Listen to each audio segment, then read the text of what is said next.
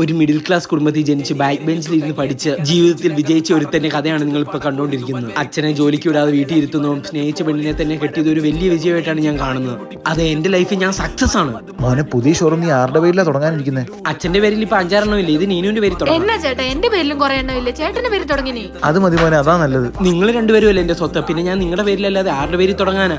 Okay, എന്നാ ശരി, ഞാൻ ഓഫീസിൽ പോവാം. ചേട്ടാ, ഞാൻ അടുത്ത ദിവസം ഒന്ന് വീട്ടിൽ വരെ പോവാണേ. അങ്ങനെയാണെങ്കിൽ 10 ലക്ഷം രൂപ അക്കൗണ്ടിൽ നിന്ന് ട്രാൻസ്ഫർ ചെയ്തേക്ക്. വീട്ടിൽ എല്ലാവർക്കും ഡ്രസ്സൊക്കെ മേടിച്ച് കൊടുക്കാലോ. മോനെ പോലെ എന്നാ വെച്ചാ ഞാൻ പോവാ. മോനെ, നമ്മുടെ പുതിയ ബെൻസ് വാഷിന് കൊടുത്തിട്ടില്ലായിരുന്നോ? അത് നീ കൊണ്ടുവരുമോ അതോ നമ്മുടെ ജോലിക്കാരെല്ലാം വിടണോ? അച്ഛാ, ഇതിന്റെ ഇടയ്ക്ക് ഞാൻ എങ്ങനെ പോവാനാ? വല്ല ജോലിക്കാരെയും വിടാം, അല്ലാതെ എങ്ങനെ നടക്കാനാ? എടാ, നീ കണക്ക് പരീക്ഷയ്ക്ക് തോറ്റു. അപ്പുറത്തെ വീട്ടിൽ നീനു വന്നിപ്പുണ്ട്. അച്ഛാ, ബെൻസിന്റെ കാര്യം പറഞ്ഞോണ്ടിരിക്കുമ്പോ അച്ഛൻ എന്തിനാ ഈ കണക്ക് പരീക്ഷയുടെ കാര്യം പറയുന്ന? നീനു ഇതൊക്കെ നീനു എന്തിയെ? നീനും അച്ഛനും അല്ലേ എന്റെ സ്വത്ത്. എഴുന്നേക്കടാ, നീ പരീക്ഷയ്ക്ക് തോറ്റെന്ന് പറഞ്ഞ അപ്പുറത്തെ നീനു വന്നിപ്പുണ്ട്. ഹായ് നീനു. അയ്യേ, ഇങ്ങനത്തെ പിള്ളേരോടൊന്നും കൂട്ടുകൂടരുതെന്നാ ടീച്ചർ പറഞ്ഞിരിക്കുന്നത്. ഞാൻ പോവാ, നീ പരീക്ഷയ്ക്ക് തോറ്റവനാ. പോലെ നീനു മോളെ ബെൻസ് ഒക്കെ മേടിക്കുന്നുണ്ട്.